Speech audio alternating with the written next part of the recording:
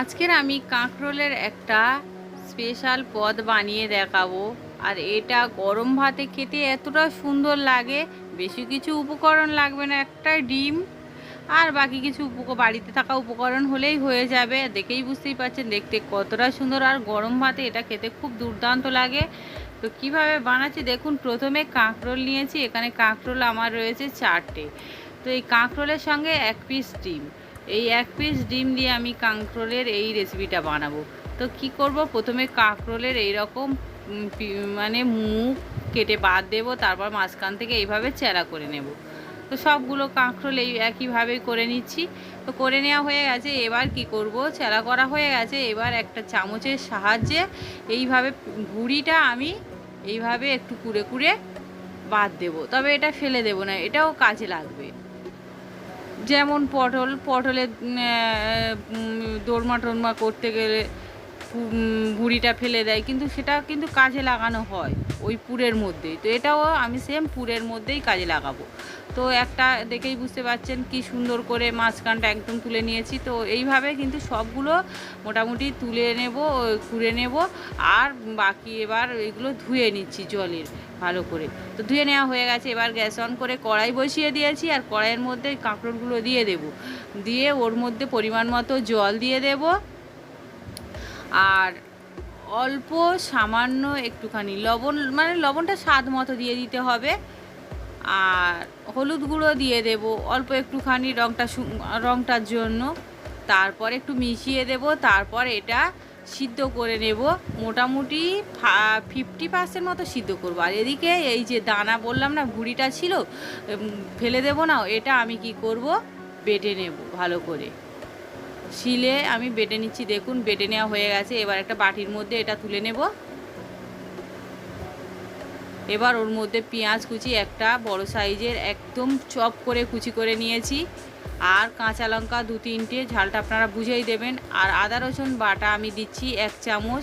ধনে পাতা কুচি দেবো অল্প কিছুটা। লবণ স্বাদ মতো, হলুদ গুঁড়ো একটুখানি, লঙ্কার গুঁড়ো ঝালটা বুঝেই দেবেন, জিরে গুঁড়ো, সানরাইজের ধনে গুঁড়ো সব অল্প অল্প করে দিয়ে দিলাম। আর শাহি গরম মশলা এটাও অল্প একটুখানি দিয়ে দিলাম।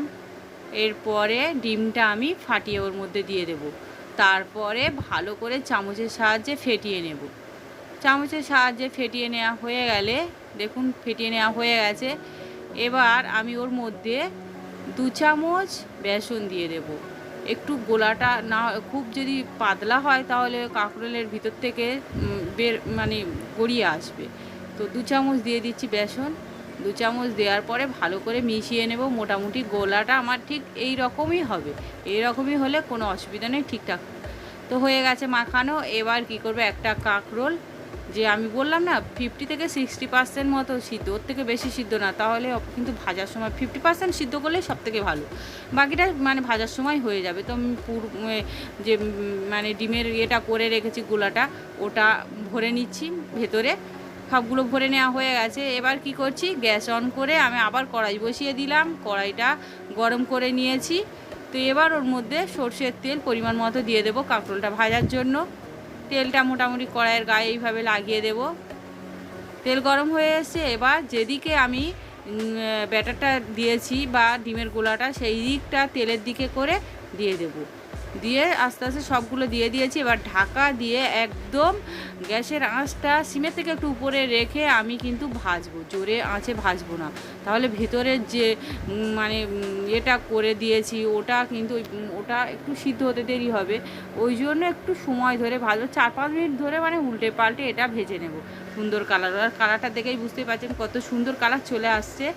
তো এইভাবে একটু সময় ধরে ভাজবো, তাহলে ভিতরটা এ তো আর খুব পাতলা না, ভেতরটা তো একটা খোর মতো হয়ে আছে, গর্ত মতো। তো ওই জন্য একটু সময় ধরে 4-5 মিনিট ধরে একটু ঢাকা বন্ধ করে একটু মানে লো আঁচে ভেজে নেব।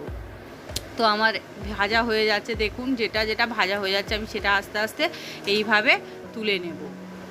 আর এই রকমভাবে কিন্তু আপনারা বাড়িতে সবগুলো ভাজা হয়ে গেছে। এবার আমি পরিবেশনের জন্য প্লেটে সার্ভ করে দিয়েছি। দেখুন দেখতে কতটা সুন্দর হয়েছে। এই রকমভাবে যদি কাঁকরোল অনেকে পছন্দ করে না, কিন্তু এই রকম ইউনিক একটা রেসিপি আপনারা যদি বাড়িতে বানান তাহলে প্রত্যেকে পছন্দ করে। গরম ভাতে যদি এই রকম একটা রেসিপি হয় না, আর অন্য কোনো রেসিপির দরকার লাগবে না এই রেসিপিতেই। তো মোটামুটি এক থালা ভাত শেষ করে দেবে নিমেষের মধ্যে। তো সেই জন্য এই রকমভাবে কাঁকরোলের এই অভিনব একটা রেসিপি বললেই চলে। তো বানিয়ে খেতে আমি বানিয়েছিলাম, এত সুন্দর লেগেছে, তো প্রত্যেকে খুব পছন্দ করেছে। আপনারাও বাড়িতে একবার বানিয়ে দেখবেন, কেউ অপছন্দ করবে না, প্রত্যেকেই চেয়ে খাবে, এত সুন্দর লাগে খেতে। গরম ভাতে বিশেষ করে খুব সুন্দর লাগে, গরম গরম এইরকম কাঁকরোলের রেসিপি আর তার সঙ্গে গরম ভাত এত সুন্দর লাগে। আর একটা কাঁকরোল আমি কেটে দেখাচ্ছি, দেখুন দেখতে কতটা সুন্দর হয়েছে, ভেতরটা দেখেই বুঝতেই পারছেন। তো এই রকমভাবে বানাবেন কাঁকরোল। আর কেমন হয়েছে সেটাও আমাকে কমেন্ট করে জানাবেন। আমার এই রেসিপিটা যদি ভালো লাগে তাহলে আমার চ্যানেলকে লাইক, কমেন্ট, শেয়ার ও সাবস্ক্রাইব করে পাশে থাকা বেল আইকন প্রেস করে দেবেন, যাতে আমি পরবর্তী ভিডিও দেওয়ার সঙ্গে সঙ্গে আপনারা প্রথমেই দেখতে পান। সবাই ভালো থাকবেন।